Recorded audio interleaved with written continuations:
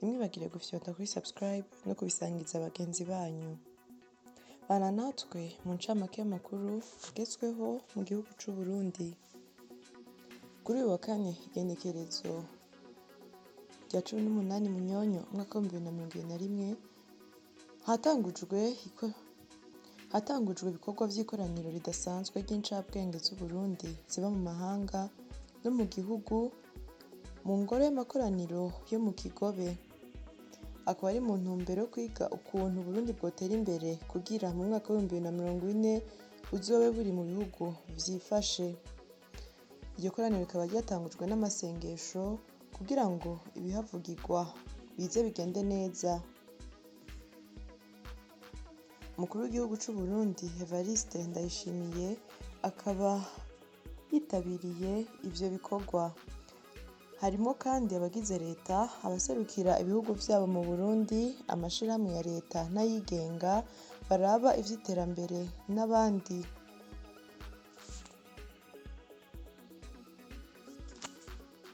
Umukuru w'igihugu c'u Burundi Evariste Ndayishimiye yaraye yakije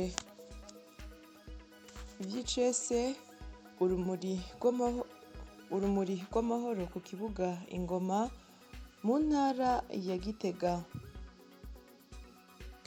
Kuri uyu wa gatatu hatangujwe icese umugambi wo gushigikira abanyeshuri 66 batanguye kwiga ibijanye no gufungura neza hamwe no kurwanya. Abanyeshuri 66 batanguye kwiga ibijanye no gufungura neza hamwe no kurwanya indwara ziturutse ku gufungura nabi mu gice ca kabiri ca kaminuza arico master mu kigo c'akarere kijejwe ivyigwa vyo gufungura neza. Muri abo banyeshuri harimwo 5 bava mu bindi bihugu bigize umuryango wa Afrika y'ubuseruko. Umuhuzabikorwa muri ico kigo ubu gikorera muri kaminuza y'u Burundi, Melance Ntunzwenimana, yashikirije ko uwo mugambi ufashwe mu mugongo na leta y'u Burundi ifadikanije n'Ibanki ya Afrika y'iterambere ariyo BAD. Uwo mugambi ukazotwara amafaranga angana n'imiliyoni 35 z'amadolari y'abanyamerika mu kiringo c'imyaka 5.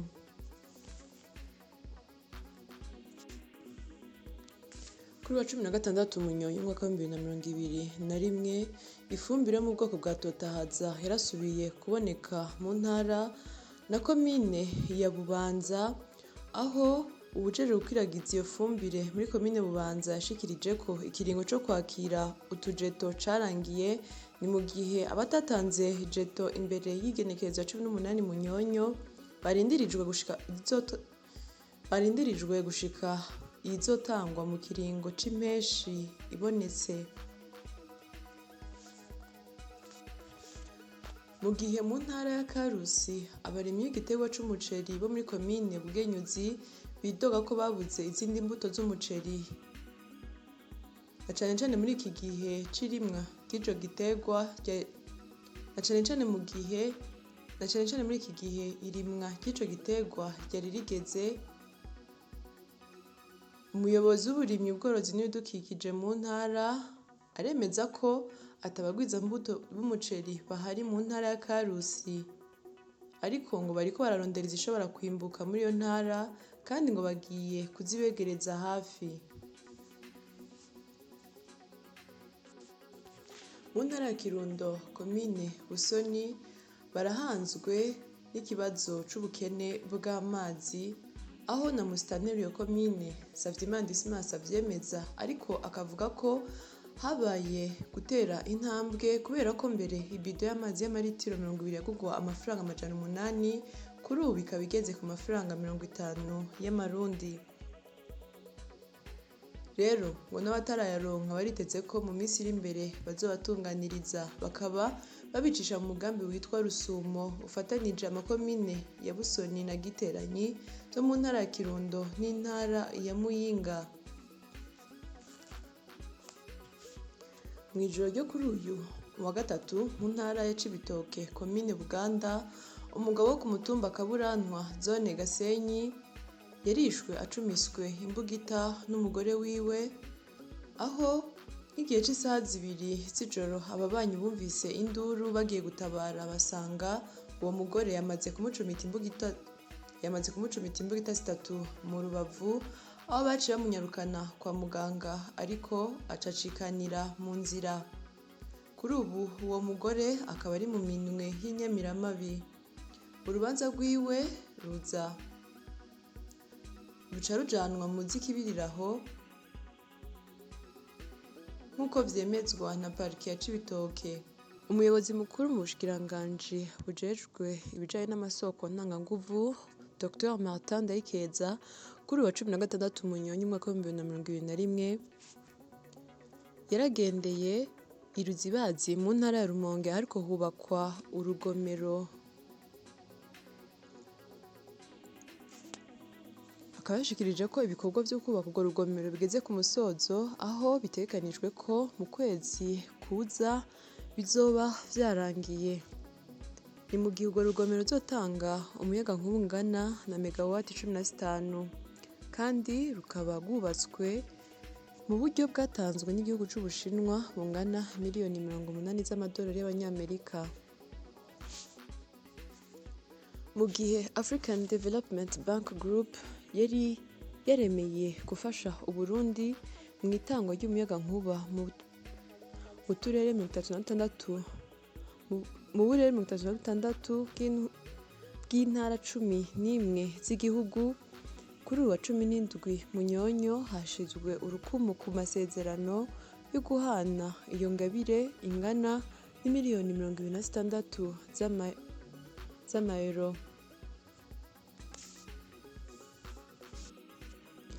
Mu gitondo cyo kuri uyu wa 17 Munyonyo, amamashini yazindutse asitura amazu yubatswe kw'ibarabara adakurikijwe amategeko muri zone Ngagara muri komine Ntahangwa, aho ni mu gisagara ca Bujumbura.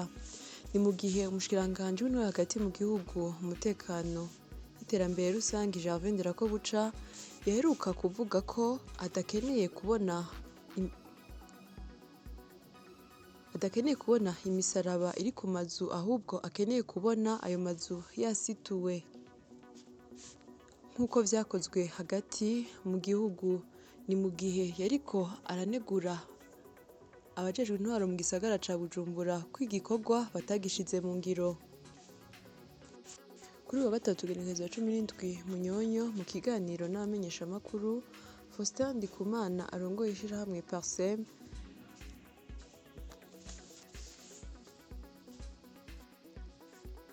rihamagarira abarundi guhindura ingendo, yashikirije ko hakenewe gushirwaho umugwi wo gukurikirana ibizova mu nama izohuza kuri uyu wa 4 umukuru w'igihugu, abategetsi batandukanye n'incabwenge z'abarundi baba mu gihugu no mu makungu ku bijanye n'iterambere ry'igihugu.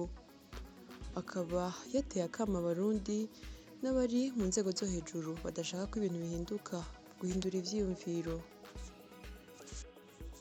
Ubushikiranganji bujejwe uburimyi, ubworozi n'ibidukikije bwarashizeho umugwi wo gukurikirana ikibazo c'aborozi batashize mu ngiro umugambi wo kororera mu mpongore.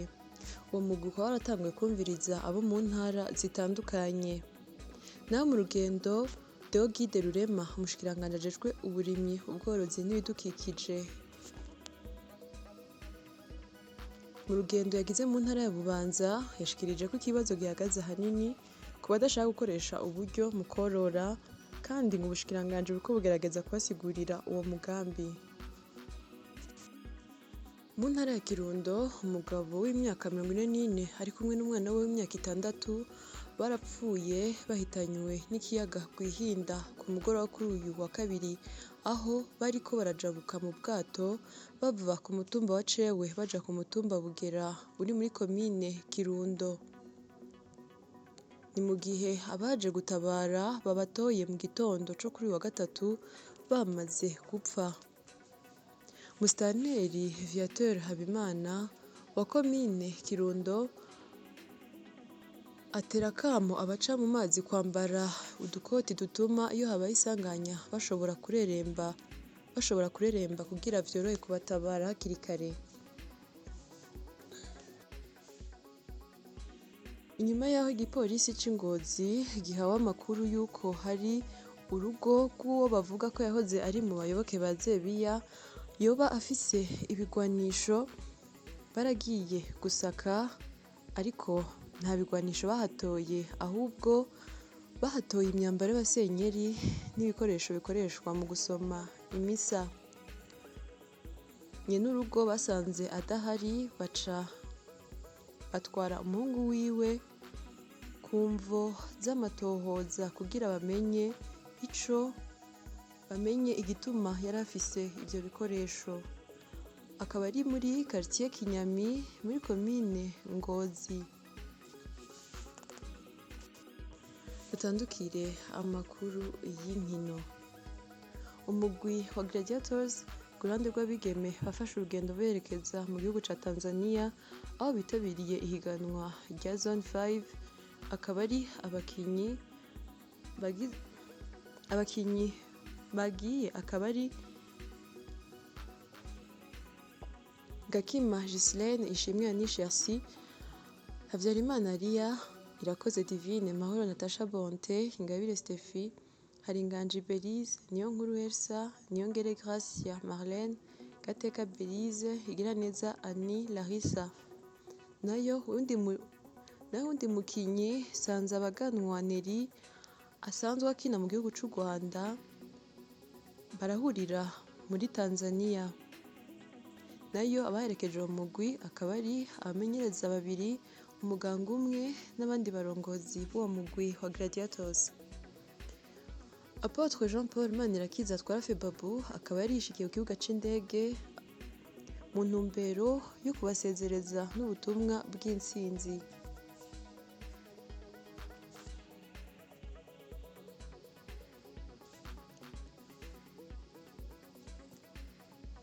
Amarse Niyongabo, umumenyereza w'umugwi wa Kayanza United, yahagaritswe vy'agateganyo mu kiringo c'ukwezi. Akaba yagirizwa kudakoresha imyimenyerezo umugwi wiwe no kutamenyereza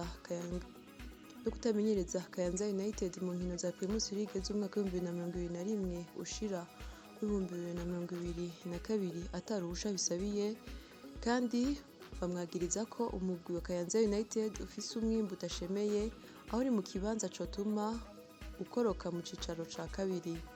Ikindi naco hamaze imisi adatonda mu myimenyerezo no mu nkino za Primus League z'umwaka w'2021 ushira w'2022. Mw'ihiganwa rya Viva Basketball Champions yaraye ibaye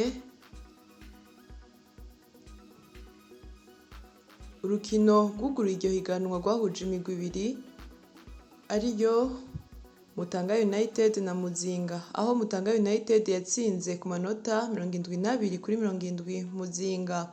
Kandi umukinyi yigenjeje neza nuwo muri Mutanga United yitwa Cuma Noe alias Toto, aho yinjije amanota 31.